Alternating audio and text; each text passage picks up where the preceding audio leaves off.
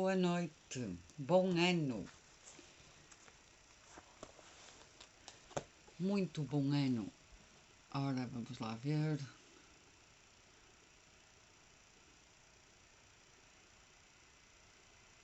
Ligar aqui tudo. Muito boa noite. O Facebook está a falhar. Não, já está a funcionar.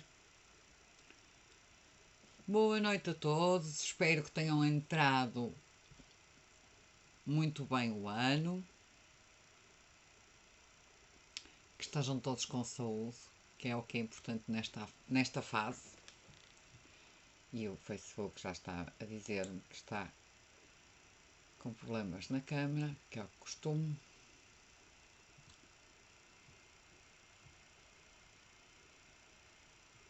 Muito boa noite. Eu vou aguardar só aqui um bocadinho, porque eu entrei mesmo pontualíssima. Algumas pessoas já mandaram mensagem a dizer que se conseguissem, que estão ocupadas, mas que ainda iriam tentar entrar. Algumas das habituais.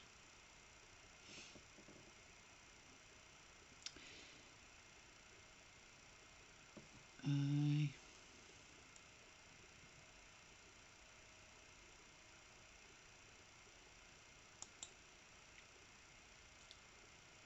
Vou ter que um dia destes fotografar o que diz aqui no ecrã do Facebook, a ver se me conseguem resolver esta questão.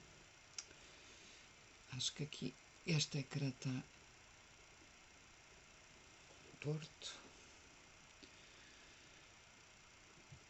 Espero que tenham celebrado bastante. Ok, isto é para sair da frente. Como é que eu faço para isto sair da frente? Não faço. Ok.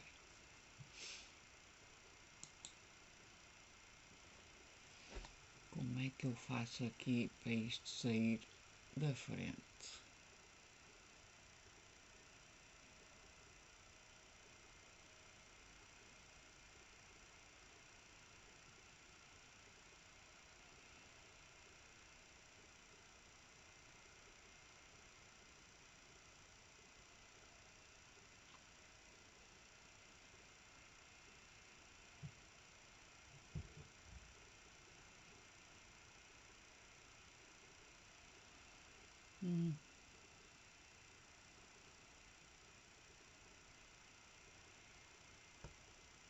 Pois.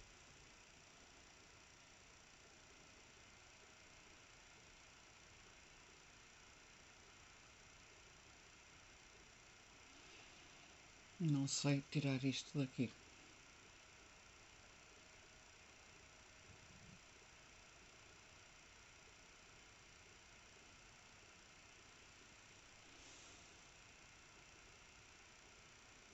Não sei mesmo tirar isto daqui.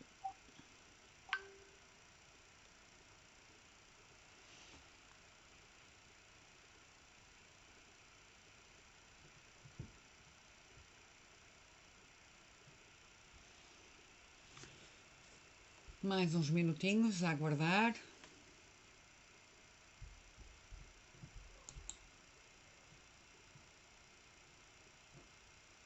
Vamos só aguardar mais um bocadinho.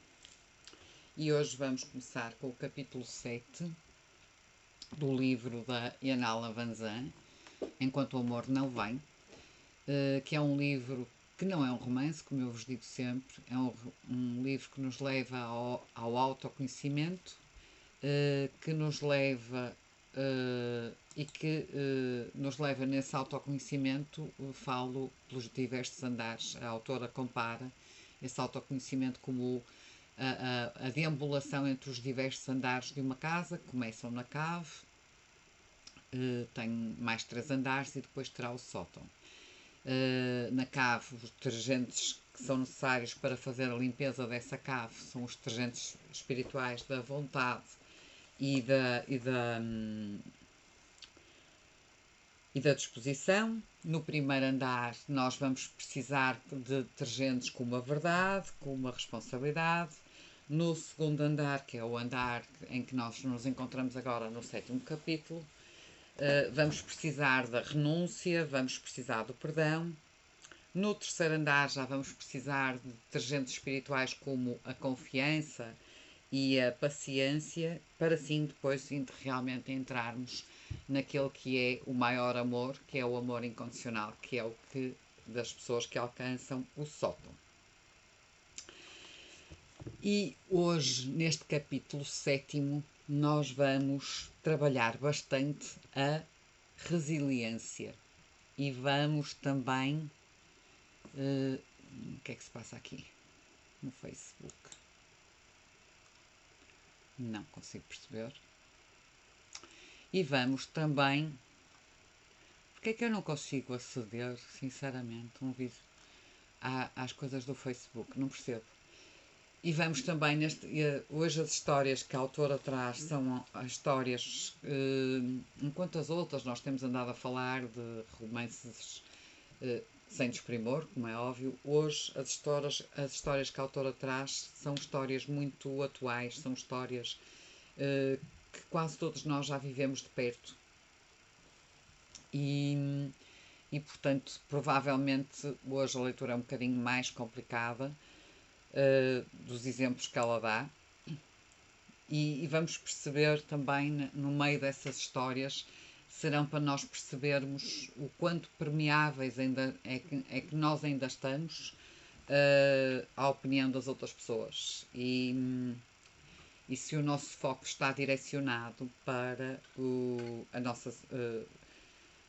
se temos foco, no fundo, naquilo que somos e naquilo que queremos, e se vivemos de acordo com aquilo que nós realmente somos, se mantemos o foco e a segurança em sermos quem somos.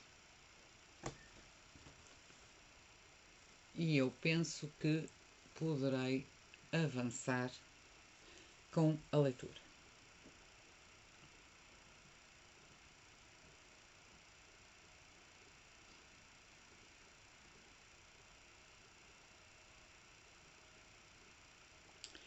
E então, no capítulo 7, hoje, começa por dizer: limpa a sujeira da sua banheira.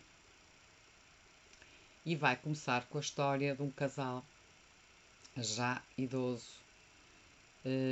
em que a senhora tem problemas de saúde, de Alzheimer, e o idoso, que é como quem diz, não é propriamente idoso, mas a senhora tem Alzheimer e ele é quem é o cuidador.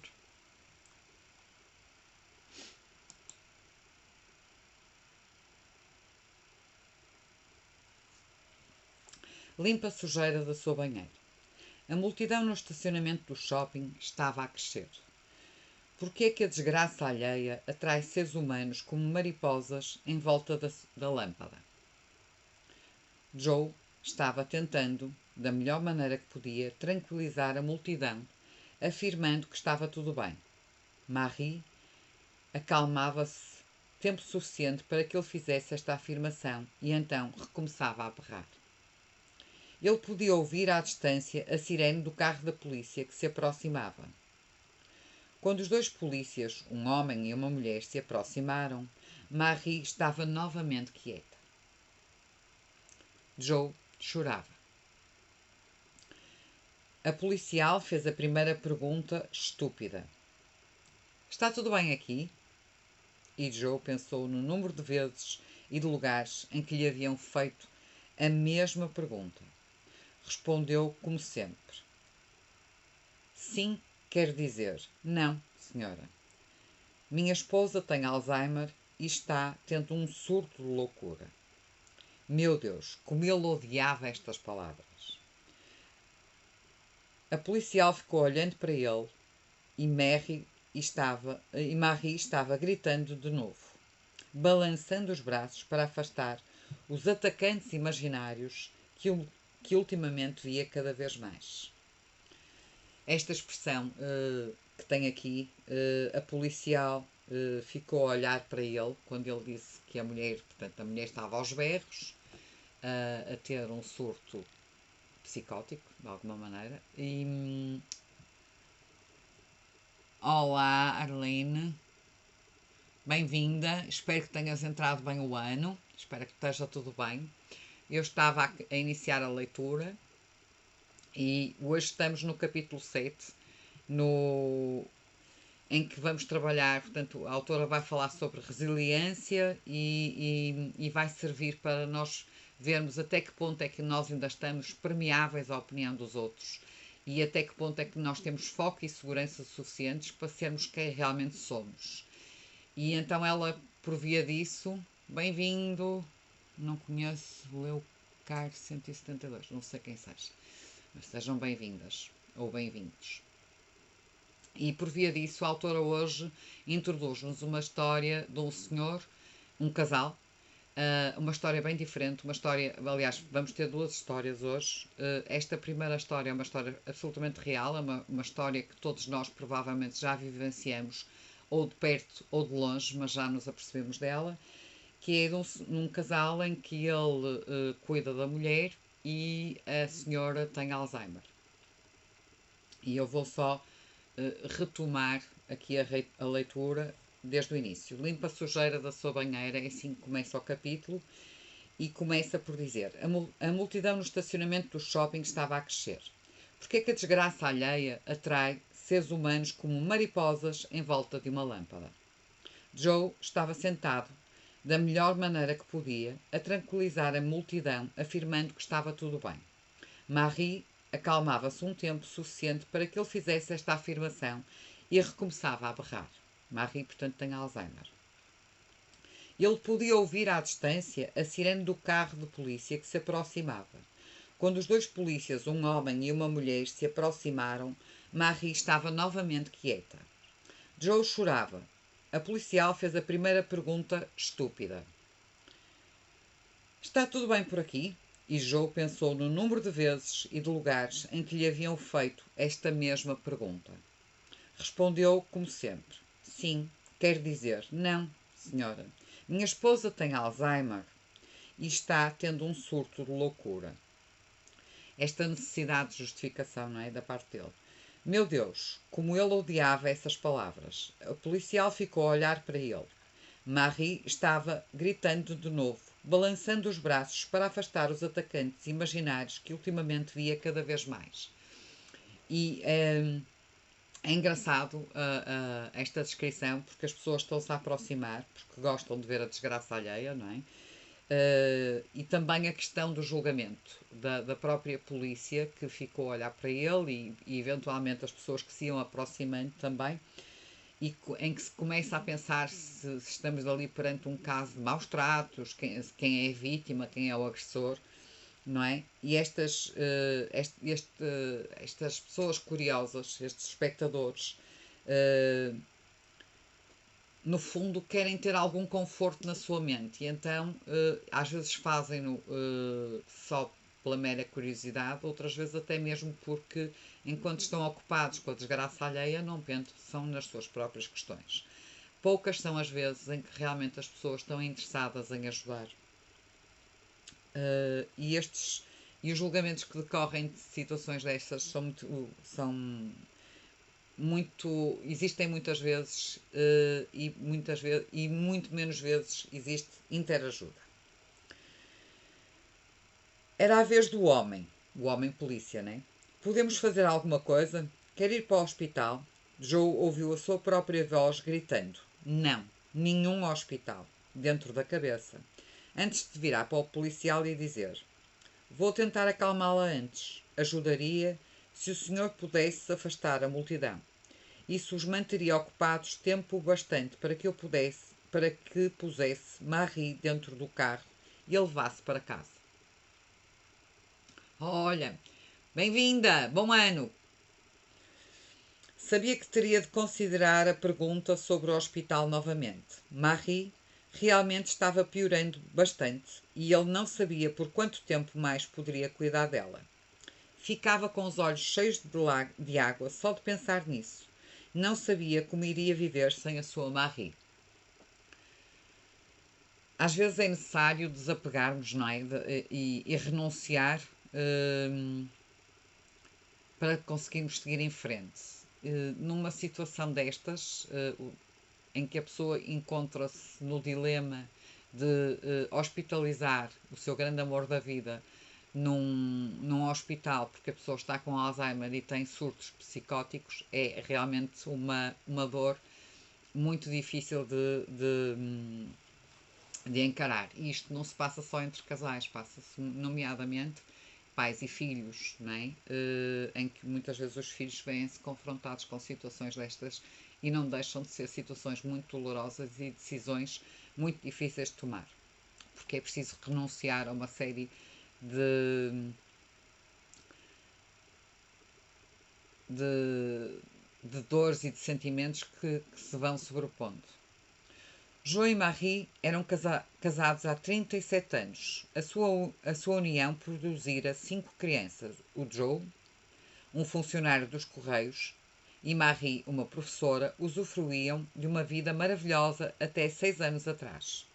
Então, as suas vidas se despedaçaram num período de 2 semanas. A sua filha mais velha, June, descobrira que tinha um cancro de mama. O seu filho mais velho, Joe Jr., era totalmente viciado em cocaína e o seu filho mais novo, George, estava de mudança com a esposa e a família para a Itália, onde seria capelão do exército. Marie foi diagnosticada com Alzheimer. Obrigada pelos coraçõezinhos. Olá, Daniela. Bem-vinda. Bom ano. 2 anos depois, June morreu. June era a que tinha cancro, não é? Morreu. 3 anos depois, o Joe Jr., que era toxicodependente, estava literalmente morando na rua. 4 anos depois, a esposa de George recusou-se a voltar para ajudar a cuidar a mãe dele. Nicole e Nathalie eram as gêmeas. Fizeram o melhor que podiam para ajudar, mas ambas tinham os seus próprios filhos. Além disso, era muito difícil para elas testemunharem a transformação da sua mãe. Naquela manhã de sábado, de pé no estacionamento do shopping, Joe soube que teria que fazer o que não sabia como fazer. Teria de internar Marie novamente. Ele já fizera isso antes, quando percebeu que George não iria voltar e que as gêmeas realmente não conseguiam suportar. Pusera Marie num sanatório.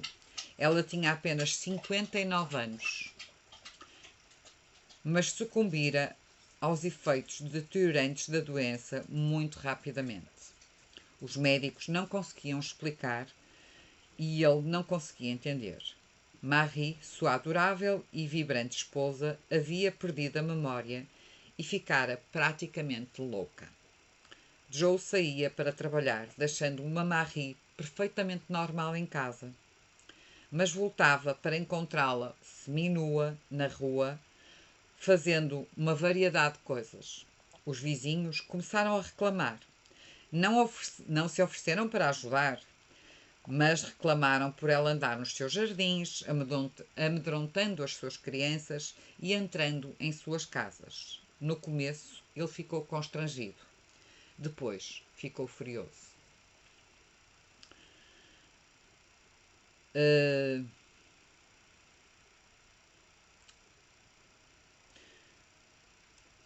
Mudou todas as fechaduras e trancou Marie dentro de casa. Funcionou durante algum tempo. Um dia, ele chegou em casa e a encontrou sangrando. Ela havia quebrado as janelas e cortado as mãos de tal forma que teve de levar 23 pontos. Joe mandara construir então uma varanda nos fundos da casa. Desta forma podia deixar a porta dos fundos aberta para que Marie ao menos ficasse na varanda durante o dia. Era uma ideia excelente e quase funcionou, mas não impediu que Marie colocasse fogo na casa ao tentar cozinhar. Vejam como isto é atual, vejam como esta situação, infelizmente, nos bate muitas vezes dentro das portas. Joe não sabia o que fazer. Gastara todas as suas economias com acompanhantes e, quando o dinheiro acabou, colocou Marie numa instituição durante o dia, junto com outros pacientes com Alzheimer. Isso funcionou durante algum tempo, mas então a loucura tornou-se extrema e os médicos da instituição recomendaram que a colocasse num sanatório. Imaginem o que é lidar assim com uma pessoa que é a pessoa que vocês mais amam. Pode ser o vosso companheiro ou a vossa companheira, ou pode ser um pai, uma mãe, um familiar muito próximo. Imaginem a situação de lidar. Imaginem no nosso país, Portugal, não é? Os apoios financeiros que temos para lidar com situações destas. Enfim, imaginem todos os sentimentos que podem advir daqui. Eles também estavam impressionados com a velocidade que Marie se deteriorava. Talvez fosse por ela ser tão doce, tão gentil, quando estava consciente das suas atitudes. Talvez fosse por haver casos de doença mental na sua família. Talvez fosse porque os imbecis dos médicos não sabiam o que estavam a fazer. Joe ouviu os médicos da primeira vez em que disseram que Marie estaria melhor num sanatório. Faltava 1 ano e meio para que se aposentasse com rendimentos completos. Joe achou que se Marie pudesse ficar no sanatório apenas por esse período, ele poderia trabalhar em turnos dobrados, poupar um pouco mais de dinheiro e levá-la para casa quando se aposentasse. Parecia uma boa ideia. E funcionou. Sim, Daniela, e as burocracias para ter acesso a essas ajudas. Normalmente as pessoas falecem primeiro e depois vêm as ajudas já com as pessoas mortas. Eu, por exemplo, tive um caso relativamente à minha mãe que era de necessidade de um aparelho auditivo. A minha mãe já faleceu há 3 anos e, no entanto, há 1 ano e meio telefonaram-me a dizer que tínhamos o aparelho para virem entregar um aparelho auditivo que era necessário na altura. Além de que ela, para além de não ouvir os problemas todos que ela teve. São situações muito complicadas e nós temos que os colocar em instituições. Provoca-nos sentimentos muito complicados de culpa, às vezes de raiva, de dor, enfim. Que nós vamos hoje percorrer, porque hoje o que vamos falar é realmente de resiliência e de nós termos foco e segurança para continuarmos a sermos quem somos mediante estas situações. Então, continuando. Parecia uma boa ideia e funcionou bastante bem. O problema é que ele não podia visitar Marie com a frequência que desejava e sentia saudades dela. Além de sentir saudades, ele começou a perceber pequenas marcas no corpo, no rosto, nas pernas, nas costas da sua mulher. Seria possível que alguém estivesse a bater na sua doce Marie? Ou ela estava realmente se desintegrando, como eles diziam? A pressão começou a incomodar Joe. A pressão de sentir saudades da sua esposa. A pressão de trabalhar 18, às vezes 24 horas por dia. A pressão de tentar visitar Marie entre um turno e outro. A pressão de tentar convencer as gêmeas, que eram as filhas mais novas, convencer as gêmeas de que precisavam visitar a sua mãe com mais frequência. 3 meses antes da data da sua aposentadoria, ele foi ao sanatório e descobriu que a Marie tinha um olho roxo e ninguém lhe conseguia explicar. Isto fora há 1 ano. Desde então, Joe havia tomado conta de Marie da melhor maneira que podia, mas agora parecia que a sua melhor maneira não era suficiente. Joe não poderia suportar a ideia de viver sem Marie. O que ele iria fazer? Não sabia. Não podia suportar a ideia de estar com outra mulher sequer. Em 39 anos de casamento, ele nunca estivera com ninguém. Nem uma única vez. A doença de Marie desgastara a sua relação com os filhos. Ele se sentia abandonado. Os filhos, por sua vez, achavam que ele estava a negar a condição de Marie. Achavam porque ele não a colocava num hospital, certo? Na saúde e na doença, dizia ele. Joe repetia para eles. Ele não estava negando. Estava honrando o seu compromisso. Mas de onde viria o dinheiro? Dinheiro para os remédios, para o atendimento médico, para o sanatório, se ele realmente tivesse que colocá-la lá novamente. Quantos de nós não nos debatemos com esta questão, não é? Era muita coisa para ele pensar naquele estacionamento de shopping. Para quem entrou depois no estacionamento de shopping, a Marie teve um surto psicótico, começou aos berros e as pessoas começaram a juntar-se à volta como se ela estivesse a ser vítima de violência doméstica ou de uma agressão, etc. Chamaram, nomeadamente, até a polícia, não é? Portanto, começaram logo os julgamentos. Os julgamentos pela curiosidade, a aglomeração de pessoas foi pela curiosidade e não propriamente para auxiliarem no que quer que fosse. Era muita coisa para ele pensar num estacionamento de shopping. Quando a multidão diminuiu, Marie se acalmou. Ele olhou para o céu e silenciosamente sussurrou a sua oração favorita. Ele me leva para junto às águas tranquilas, ele refresca a minha alma. Ele leva-me junto às águas tranquilas, ele refresca a minha alma. Às vezes é isso mesmo, é a fé que nos salva. Então olhou para Marie. Ela estava lúcida novamente. Levantou a mão até ao rosto de Joe, tocou a sua face, olhou dentro dos seus olhos e disse: Sabe, ele realmente é um pastor. Esta história, no fundo, está-nos a dizer que às vezes temos que nos desapegar, temos que renunciar, temos que ir em frente. E que todos os relacionamentos nos quais nós nos envolvemos são aqueles que nós necessitamos para curar as nossas feridas, ok? E quando aprendemos a renunciar, quando aprendemos a desapegar-nos desses relacionamentos, é porque já conseguimos, de alguma forma, curar as feridas e entender que nada é permanente. Na vida devemos usufruir a companhia das pessoas enquanto elas cá estão.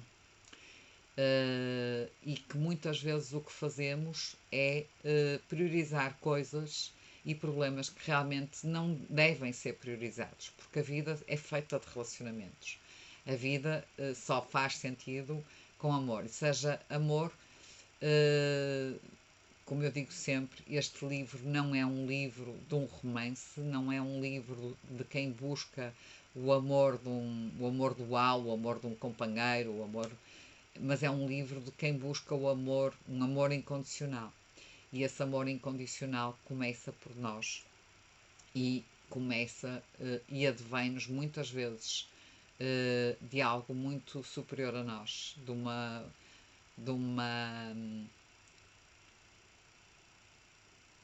uma força divina superior a nós, que é o que nos dá fé e o que nos faz avançar dia após dia. O olhar do amor. O amor é uma experiência interior muito pessoal. E, entretanto, não é uma possessão pessoal. O amor não pertence, não pode pertencer a ninguém, porque o amor é um conceito universal. Uma experiência para ser partilhada por todos. O conceito de amor universal refere-se ao amor que Deus tem por todas as criaturas. É o amor que a vida é, a manifestação da energia de Deus. O amor universal, o amor de Deus, é o único amor verdadeiro que existe. É o amor que as nossas almas anseiam experimentar e pelo qual se tornam vivas. O amor universal transcende o ser e as necessidades do ser, levando-nos à comunhão com as energias do universo e com o amor a todas as coisas vivas. Plantas, animais, tudo, ok? Mineral, tudo. Tudo são seres vivos. O amor universal não impõe condições. Ele aceita-nos a todos. A experiência do amor universal não é o que a maioria de nós procura conscientemente nos relacionamentos. Entretanto, é o que todos nós vivemos para aprender nesta vida através. Entretanto, é o que todos nós viemos para aprender nesta vida através dos nossos relacionamentos. Portanto, não é o amor universal que realmente nós buscamos, mas é o que todos nós aprendemos através dos relacionamentos que vamos colhendo na vida. Sejam eles entre homem e mulher, ou em casais homossexuais também, sejam eles de pais para filhos, de filhos para netos, sejam eles entre amigos, entre amigas, tudo isso são formas de amor e todas elas nos vão ensinar o amor universal. Quando nós damos sem esperar nada em troca, e fazemos facilmente isso com os filhos, às vezes não os fazemos nas outras situações, porque já exigimos algo em troca, mas relativamente aos filhos é mais fácil o nosso amor incondicional, mas é esse amor que nós todos viemos aprender. Num nível mais humano, o que a maioria de nós procura e deseja é a experiência amorosa de partilhar, cuidar e estar em comunhão que os relacionamentos podem oferecer.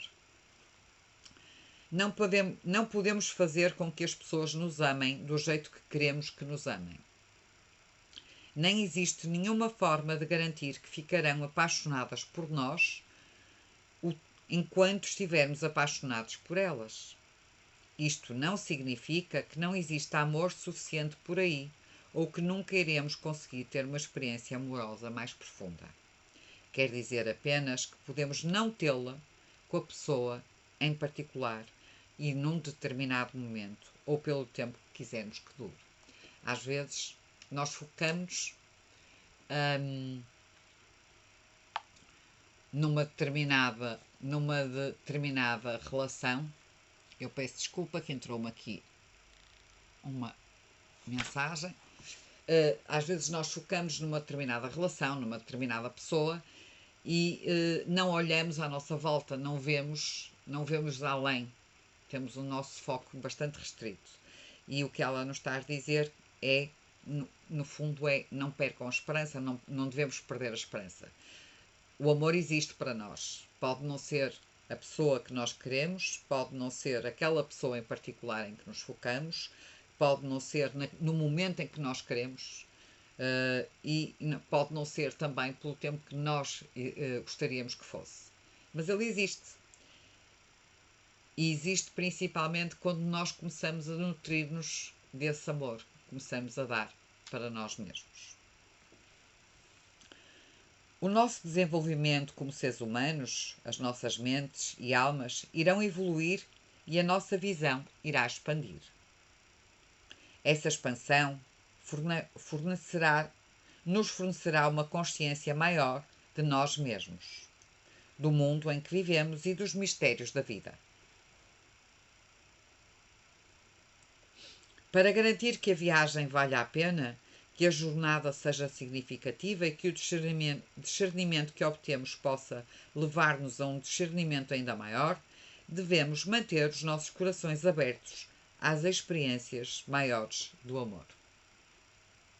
Devemos estar disponíveis para renunciar aos nossos antigos conceitos e incorporar novas informações, mudar a direção em que estamos viajando e, acima de tudo, não impor condições ao amor.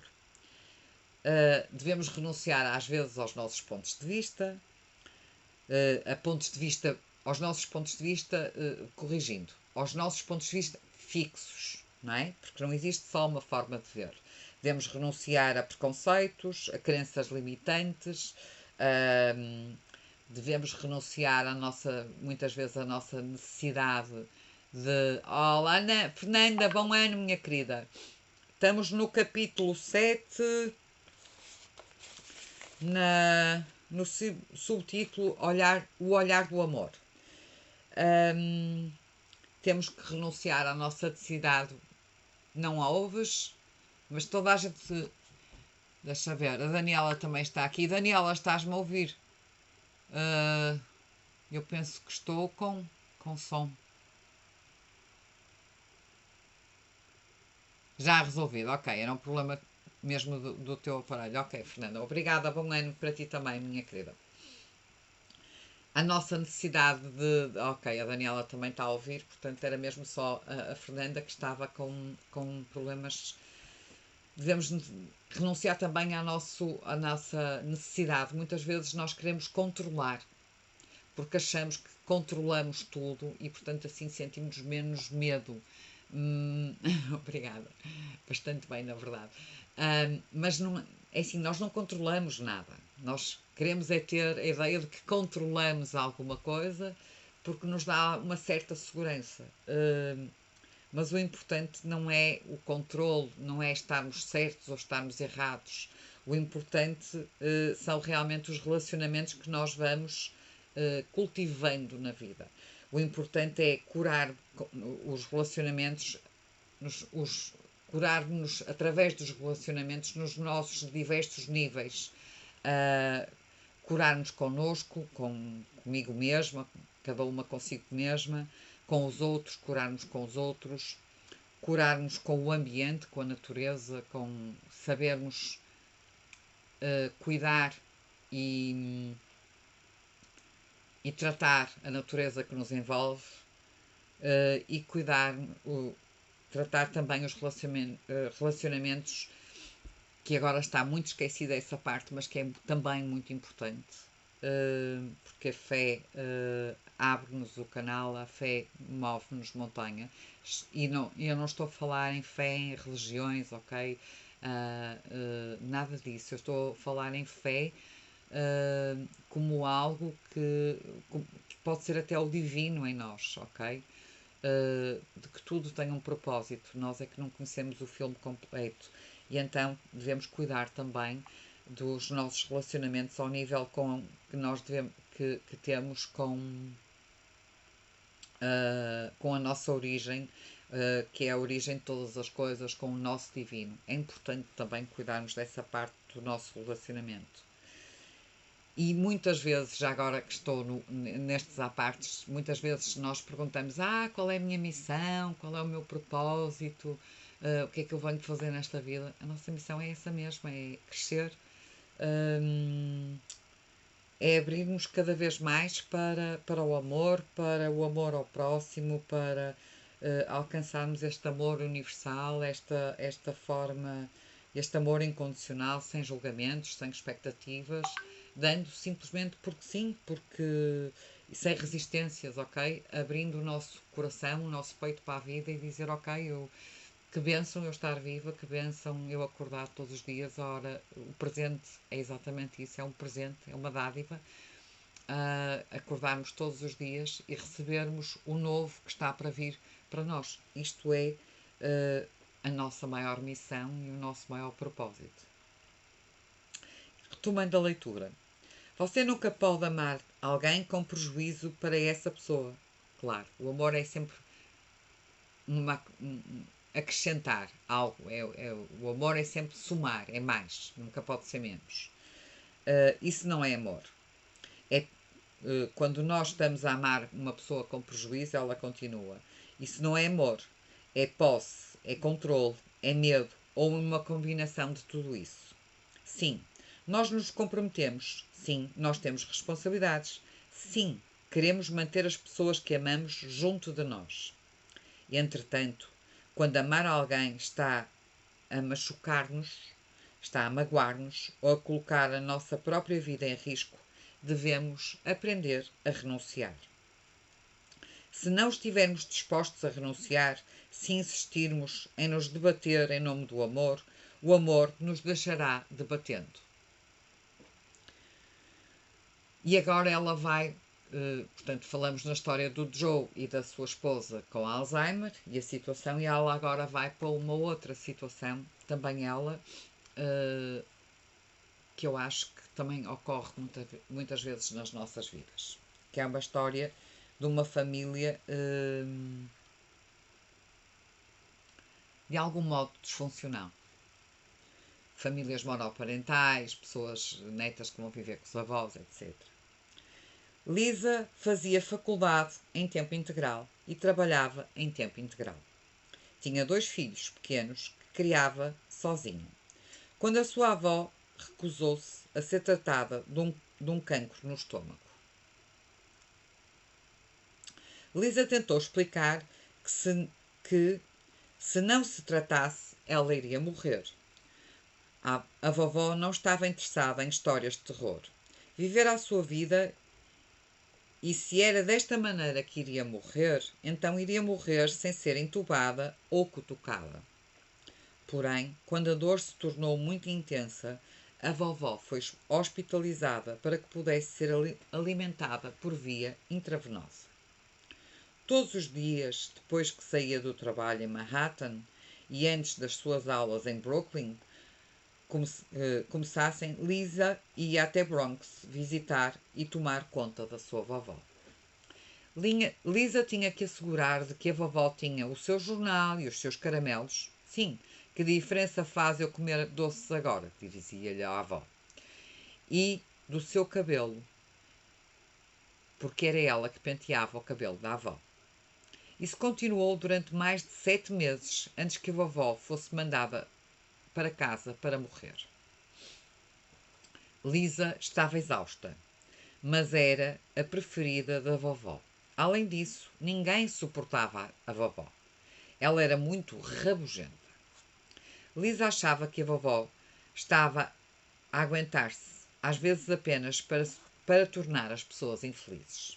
Então, rapidamente, ela censurava-se e censurava o seu pensamento, substituindo pelas memórias de todos os momentos divertidos que tinha passado com a sua vovó. Quando o pai e a mãe de Lisa se divorciaram, foi a vovó quem segurou a barra, quem deu apoio, não é? A Lisa. A separação foi feia. Quando a mãe tinha um namorado, o ego do papai estava ferido e havia uma criança no meio do caminho cuja paternidade estava em dúvida. Foi bastante confuso. Lisa sempre foi mais chegada a seu pai e queria ir com ele. Sua mãe não queria ouvir falar disso. Lisa, suas 2 filhas e seu irmão acabaram por ficar com a sua mãe. E o Sr. Webb, que era o companheiro, o namorado da mãe, não é? Que via todos eles como lembretes de que a mãe de Lisa vivera com outro homem. Vivera com outro homem, que era o pai deles. E isto é muito complicado quando nós permitimos que alguém veja os nossos filhos como uma memória e não como filhos. Pode fazer que depois pode criar situações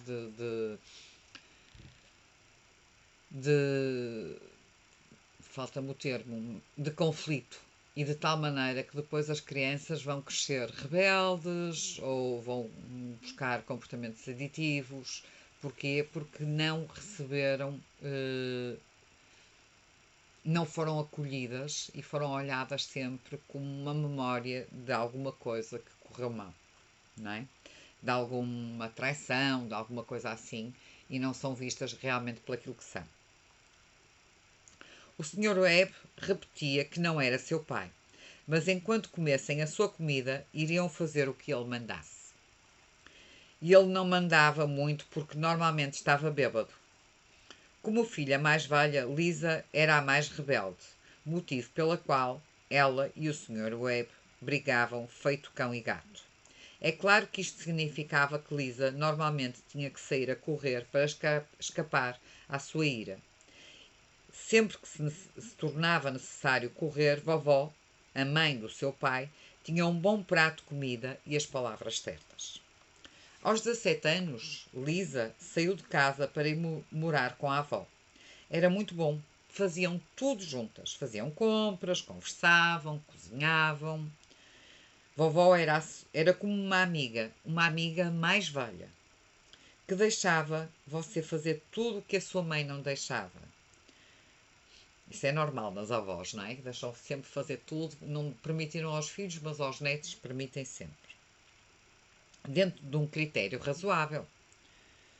Aos 19 anos, quando Lisa contou à vovó que estava grávida, tudo mudou. Drasticamente. Vovó disse a Lisa que estava velha demais para tomar conta de um bebê e que agora ela ficaria por sua conta própria. Lisa ficou arrasada. Como vovó podia fazer isso com ela? Lisa achava que ficariam juntas para sempre, ou pelo menos até que se casasse. Vovó disse que Lisa precisava de aprender a ser responsável. Liberdade implica responsabilidade, não é? Se não aprender a lição antes de ter o bebê, teria que aprendê-la agora. Lisa e seu namorado arrumaram um pequeno apartamento e ela se recusou a falar com a avó durante 2 anos.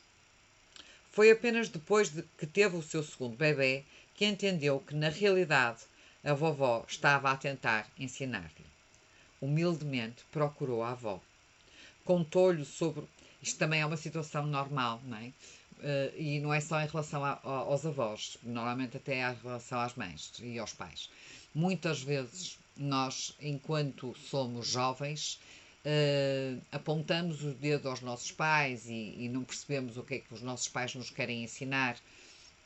E depois, quando somos pais ou quando somos mães, percebemos aquilo que eles, quando nós sentimos na pele o papel de ser mãe ou de ser pai, a responsabilidade que isso traz e que isso acarreta e a educação que temos que transmitir, que muitas vezes podemos ralhar e não queremos ralhar, podemos dizer coisas que não queremos dizer, mas que temos que manter porque temos que guiar a árvore para que ela não cresça torta, não é?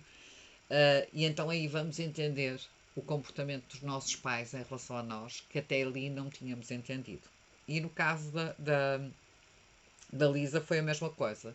Ela só entendeu quando o comportamento da avó que lhe disse, olha, então engravidaste e não sei o quê, então vai lá crescer, uma vez que não cresceste até agora, vai saber o que é vida, toma a responsabilidade. Se queres essa liberdade, tens que ter, porque liberdade implica responsabilidade e, portanto, vai viver a tua vida para aprenderes a seres responsável. E então ela, quando percebe isso, que a avó tentou ensinar, humildemente procura a avó. Contou-lhe sobre o novo bebê, o seu namorado, que era um canalha, e sobre o seu medo, e pediu perdão. Como se 2 anos houvessem passado num piscar de olhos, vovó e ela continuaram como se nada tivesse acontecido, conversando, rindo, criando os 2 filhos de Lisa. Porquê? Porque aqui há realmente amor, não é? Laços de sangue. Às vezes o amor é muito forte. Isso fora há mais ou menos 2 anos e meio. Neste período, Lisa passou por muita coisa. Entrou e saiu de 2 ou 3 relacionamentos ruins sobre os quais a avó a tinha avisado. Como é que todo mundo consegue ver o que você não consegue ver a respeito da pessoa que você acha que ama? Também é uma frase para retermos. Quantas vezes as pessoas que estão à nossa volta veem e dizem, olha, esta pessoa é assim, é assado e tudo mais, e nós dizemos, não é nada disso, é uma pessoa fantástica, uma pessoa maravilhosa, porque nós não conseguimos ver.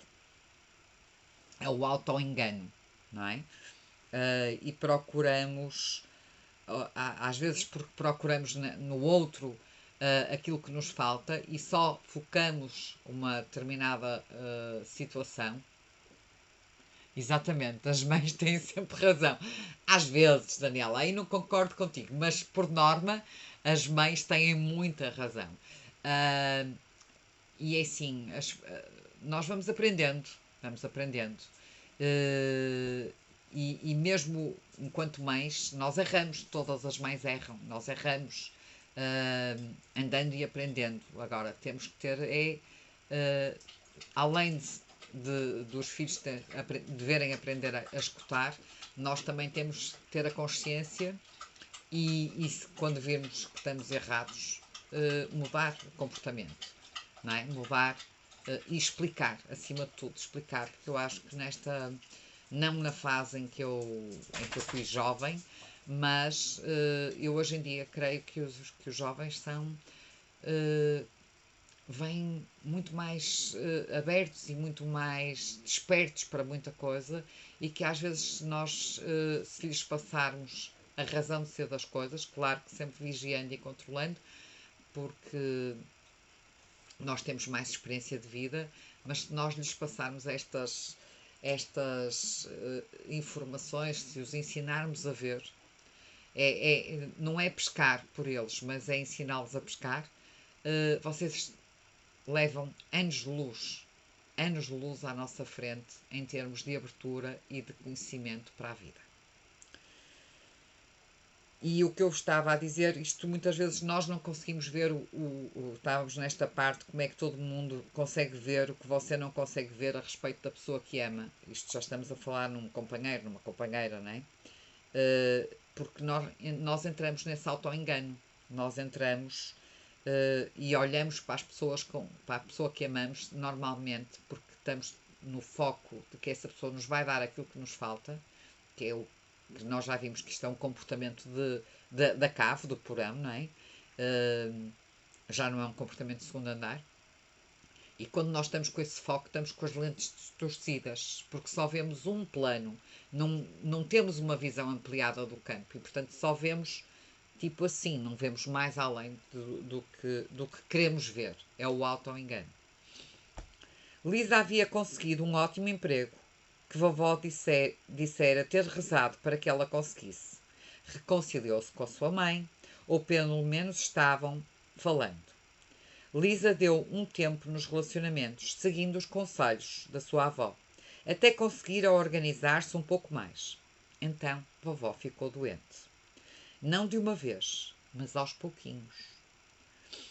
Não comia, não tinha energia. Estava a cuspir sangue. Lisa levou quase 3 meses para convencer a vovó a ir ao médico. Então veio o diagnóstico. Foi difícil para Lisa acreditar que a vovó iria morrer. E porquê que ela não queria lutar pela vida? Porque, recordam-se, no início da história, ela recusou-se a ir para o hospital. Não queria ser cutucada, nem entubada, nem nada disso. E, portanto, escolheu viver o cancro que lhe foi diagnosticado, vivendo um dia de cada vez. Vovó era uma lutadora em relação a tudo. Porque é que agora não queria lutar pela vida? Brigou com Lisa para que desse um jeito na sua vida. Foi a vovó que encorajou Lisa a voltar para a faculdade. Foi a vovó quem usou o cheque da Previdência Social para comprar pequenas coisas que Lisa não podia comprar para os garotos. Foi a vovó quem deu a Lisa todos os conselhos que precisava a respeito de homens, do amor e daquilo que a vovó chamava de coisas de mulher. Tudo isso estava prestes a acabar e Lisa estava fora de si. O pai de Lisa e sua mãe não falavam um com o outro há anos. Eram muito parecidos, obstinados, teimosos e muito dogmáticos. Tentar fazer com que os dois concordassem sobre alguma coisa era como tentar misturar água e óleo. Quando vovó ficou muito doente, Lisa disse a seu pai que, se não pudesse ajudar, não deveria aproximar-se. Era o convite de que ele estava a precisar. Obviamente, ele telefonava para Lisa só para saber como a mãe estava passando ou se precisava de alguma coisa. Telefonava para dizer como se sentia a respeito da morte da sua mãe. Durante uma das internações da vovó no hospital, quando parecia que ela realmente ia partir, Lisa ligou para seu pai. Ele veio a correr ao hospital. Deu uma única olhada à sua mãe, caiu em prantos e nunca mais voltou. Lisa ficou furiosa. Lembrou a seu pai que ele precisava assumir a responsabilidade. Ele disse simplesmente que não conseguia fazê-lo. É assim, não se pode exigir do outro o que o outro não tem para dar, ok? Se nós temos a disponibilidade, se nós temos capacidade de fazer, então devemos nós ir adiante. Não exigir do outro, mas devemos nós ir adiante sem esperar nada de ninguém, não é? Devemos nós dar de coração. Os irmãos e as irmãs de Lisa nunca haviam sido tão próximos de vovó quanto Lisa.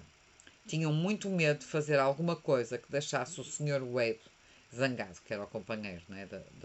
da mãe da Lisa. E que não gostava, pelo que nós vimos, não achava por bem que a atual companheira tivesse tido um relacionamento anterior. Enfim, sem comentários.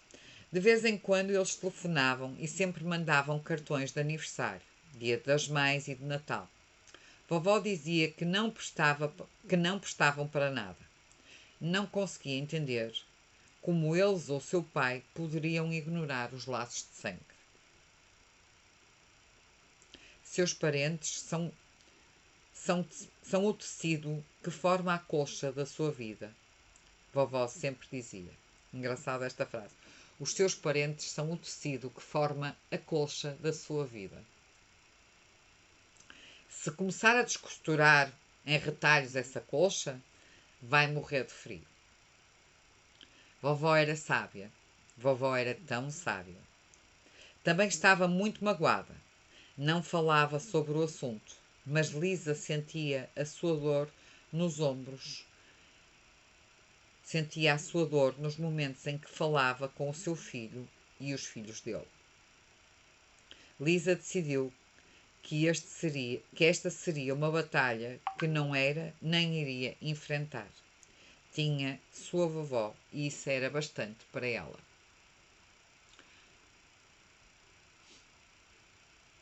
Boa noite! Bem-vinda! É Cris. Todos nós temos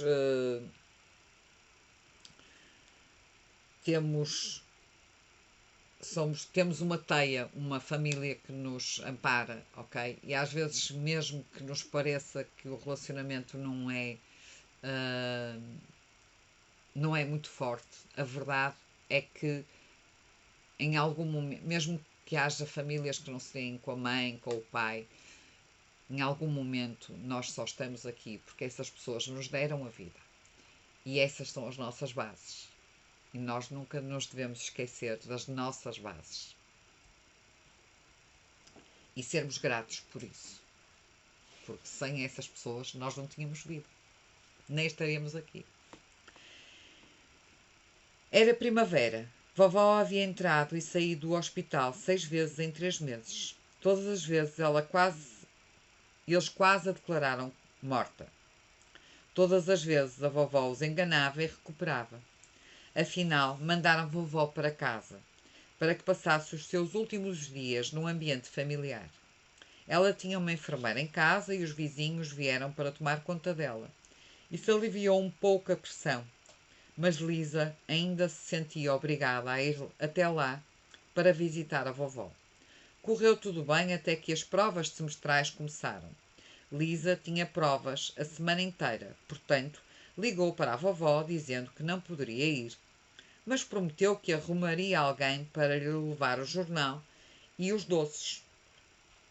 Vovó não deixava que ninguém, a não ser Lisa, penteasse o seu cabelo. E vovó disse a Lisa para não se preocupar. Ela leria o jornal da véspera sem problemas. Isto foi na segunda-feira. Lisa estava exausta. Estava tão cansada que dormiu até tarde na terça-feira. E foi para o trabalho e depois foi para a faculdade sem telefonar à vovó. Ligou depois da aula na terça, mas ninguém atendeu.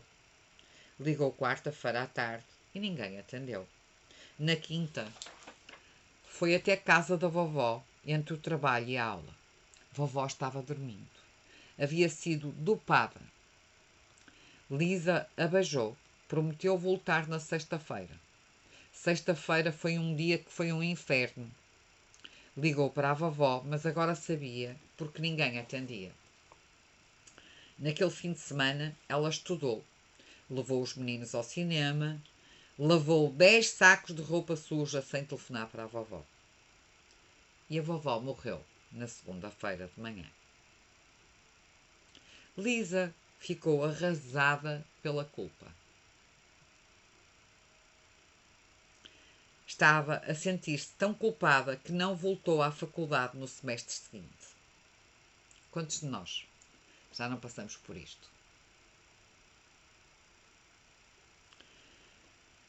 Estava a sentir-se tão culpada que não voltou à faculdade no semestre seguinte. Passou semanas deambulando e castigando a si mesma. Eu devia ter estado lá. Eu devia ter arrumado o cabelo dela. Eu devia ter lido o jornal para ela. Tem tanta coisa que eu deveria ter feito. Era como uma música na cabeça da Lisa. É aquele diálogo interno, não é? Que não nos ajuda absolutamente nada. A ideia, quando nos vem este diálogo interno da culpa, é tentarmos, de alguma maneira, às vezes até recorrendo a terapias, etc., iluminar e não entrar neste diálogo interno, neste diálogo da culpa, porque este tipo de sentimentos são sentimentos que se retroalimentam a si mesmos. Culpa gera mais culpa, raiva gera mais raiva, ok? São sentimentos que não nos acrescentam e, portanto, não convém alimentá-los, convém tratá-los, convém percebê-los, mas não alimentá-los. Não quer dizer, não estou a dizer no sentido de tamponar, de fazer de conta que eles não existem. Não, eles existem e têm que ser expressados, têm que ser sentidos, têm que ser vivenciados. Mas, ao fazer isso, vivenciando, iluminar esses pensamentos, trazer luz a esse tipo de pensamentos, limpar esse tipo de pensamentos. É isso que se pede. Para quê? Para que não haja uma retroalimentação desses mesmos pensamentos. Estão a ver aqueles bonequinhos que havia dos glutões que comiam, do homo que comiam as nódoas? É um bocado assim. Estes sentimentos são sentimentos que se vão reproduzindo e reproduzindo e reproduzindo, e depois, quando damos por elas, estamos numa densidade enorme, porque eles retroalimentam-se. Era como uma música na cabeça dela. Ela não conseguia livrar-se dos sentimentos de culpa e irresponsabilidade. Finalmente trocou a música da culpa pela cantiga da raiva, que também acontece muitas vezes. Primeiro entramos na culpa e depois, a seguir, achamos que a forma de limparmos essa culpa é substituí-la pela raiva. Também não, ok? A raiva é sempre uma forma de nós camuflarmos alguma tristeza. Portanto, há que ir à tristeza que provoca essa raiva. Finalmente trocou a música da culpa pela cantiga da raiva. Bem, o que é que se espera que uma pessoa faça? De Nova Jersey para Manhattan, para Brooklyn, para Bronx, todos os dias, durante 3 meses? É isso que se espera de uma pessoa? Quando não estava sentindo culpa, estava com raiva.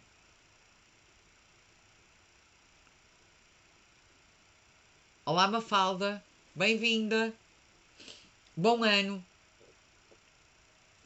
Quando não estava sentindo culpa, estava com raiva. Quando não estava com raiva, estava deprimida.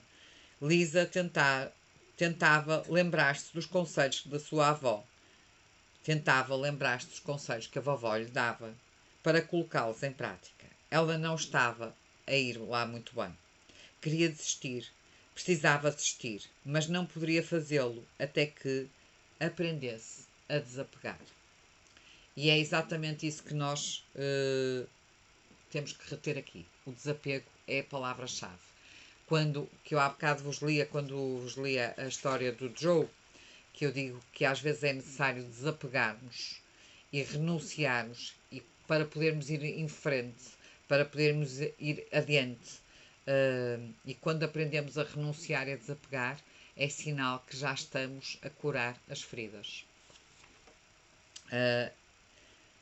E isto é uma forma também de iluminarmos esses sentimentos de culpa e de raiva. Reparem que aqui a autora mostra-nos primeiro, ela vem com a culpa, depois vem com a raiva, e a seguir à raiva, como não trata, como não ilumina, ela entra em depressão. E porquê? Porque estas emoções da culpa e da raiva são emoções que se retroalimentam. Então agora, você tem que saber quando abrir mão. É o subcapítulo, ok? Todos os relacionamentos têm os mesmos componentes básicos: pessoas, necessidades e expectativas. E quando nós abrimos mão das expectativas, já é um grande, grande, grande passo. Quando nós abrimos mão das expectativas, quer dizer que estamos de coração aberto para aquilo que a vida nos dá. E para os relacionamentos que vêm, as pessoas que vêm, porque elas são as pessoas que nós precisamos de ter naquele momento e estas são as pessoas com as quais nós vamos aprender e vamos crescer. Portanto, está tudo certo. Pode não ser o que a gente quer, mas é aquilo que nós realmente precisamos. Quando nós não criamos essas expectativas e recebemos de coração, já é um grande, grande, grande passo. Por mais que tentemos manter as questões das necessidades e das expectativas sob controle, normalmente envolvemos-nos tanto com elas que a pura essência do relacionamento se perde entre o que achamos que deveríamos estar a fazer e o que esperamos que seja feito. Às vezes, as necessidades são bastante reais, outras vezes não. Às vezes, as expectativas baseiam-se na mais pura realidade. Na maior parte dos casos, não. Às vezes, as expectativas de conseguir suprir as necessidades são colocadas em cima de nós. Outras vezes, somos nós que as colocamos em cima de nós mesmos, com a nossa mania de perfeccionismo e tudo mais, não é? Isto é o jogo das necessidades e das expectativas, ok? Cria-se aqui um jogo. O que é preciso perceber antes que seja tarde demais é que, quando o amor é a base dos relacionamentos, todas as necessidades e expectativas são supridas sem nenhum esforço da nossa parte. Quando o amor é a base dos relacionamentos. E esse amor, como base dos relacionamentos, vai começar por nós. Quando nós recebemos tudo com amor, então já não há expectativas, já não há necessidades. Enquanto agirmos por amor, com amor e recusando-nos a permitir que o nosso eu se perca na busca do amor, estaremos bem. Não podemos perder no amor. Nada do que façamos pode fazer com que alguém nos ame.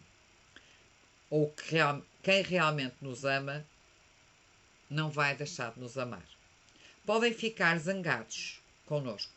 Podem até ficar desapontados connosco. Isso tem a ver com as necessidades e as expectativas deles, não com o amor.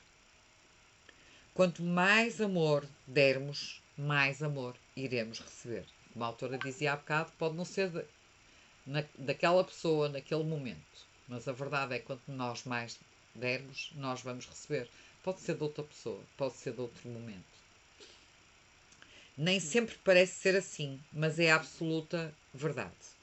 Pode ser que você não receba daqueles para quem você dá, mas saiba, tenha a certeza que você irá sempre receber amor. O amor sempre volta para aqueles que o dão livre e corajosamente, sem condições ou expectativas. E aqui já estamos a falar de amor incondicional. Culpa, vergonha, medo, raiva, ressentimento não são os frutos de um relacionamento amoroso. Culpa, vergonha, medo, raiva, ressentimento não são os frutos de um relacionamento amoroso. são resultado das situações em que nos colocamos com nós mesmos e com as pessoas que amamos. Sempre que numa experiência amorosa vivermos numa dessas situações, estamos a ter a oportunidade de mudar do amor condicional para o amor incondicional. Quem ama no amor incondicional, ama com culpa, com vergonha, com raiva, com medo, com ressentimento, com exigência, com expectativa, ok? Com necessidade de controle. Isso é um amor condicional. Eu dou-te porque tu tens que me dar porque eu te dei. Isto é um amor condicional. A resposta que damos nos nossos relacionamentos amorosos pode servir como um trampolim para o nosso desenvolvimento mental, emocional e espiritual. Com todo um crescimento do nosso ser. Fazer essa mudança permite-nos perceber que não temos que sentir culpa ou mágoa, vergonha ou raiva, ressentimento ou solidão. Tudo o que temos que fazer é amar a nós mesmas, a nós mesmos e a todos os outros da melhor maneira que podemos. Eu vou repetir. Tudo o que temos que fazer é amar a nós mesmos e a todos os outros da melhor maneira que pudermos. Não temos que provar o nosso amor, não devemos pedir aos outros que provem o deles. Quando fazemos isto, estamos a pedir para reviver as mesmas experiências, aprender as mesmas lições, andar pelo mesmo terreno que já cruzamos, até que consigamos absorver o conceito de que o amor não pede nada, iremos continuar a repetir os mesmos comportamentos. A renúncia e o desapego são dois detergentes espirituais que nos aproximam da experiência do amor. A renúncia, que é o ato de admitir conscientemente o que podemos e o que não podemos fazer, nos impede de assumir falsas responsabilidades e de fazer as coisas prejudiciais ao nosso próprio bem-estar. Há assunto que é nosso, há assunto que é do outro e há assunto que é de Deus. Nós só podemos mexer no assunto que é nosso. E às vezes temos que renunciar porque aquele assunto não é nosso, é assunto do outro. Frequentemente nos relacionamentos queremos ser tudo, fazer tudo, dar tudo, quando sabemos perfeitamente que isso é impossível. Estamos a tentar provar o nosso amor. Quando nós queremos dar tudo, receber tudo e fazer tudo, estamos a tentar provar o nosso amor. E isso é praticamente impossível. Estamos a tentar provar o nosso amor. Estamos a fazer uma tentativa desesperada para provar que somos dignos de ser amados. O segredo aqui é renunciar a todos os pensamentos, a todas as crenças, a todas as ideias que nos levam a concluir que não podemos ser amados. Renunciar, renunciar, renunciar. Se conseguirmos chegar ao ponto de não acreditarmos mais que não podemos ser amados, instantaneamente nos tornamos capazes de ser amados. Tudo aquilo que nós rejeitamos nos persegue. Se tivermos o medo de não sermos amados, então o que pode acontecer é que realmente não sejamos amados. Quando somos dignos de ser amados, não é preciso fazer nada. É apenas ser. O caminho para esta percepção é o desejo. Desapegue-se de todas as condições que você se impôs.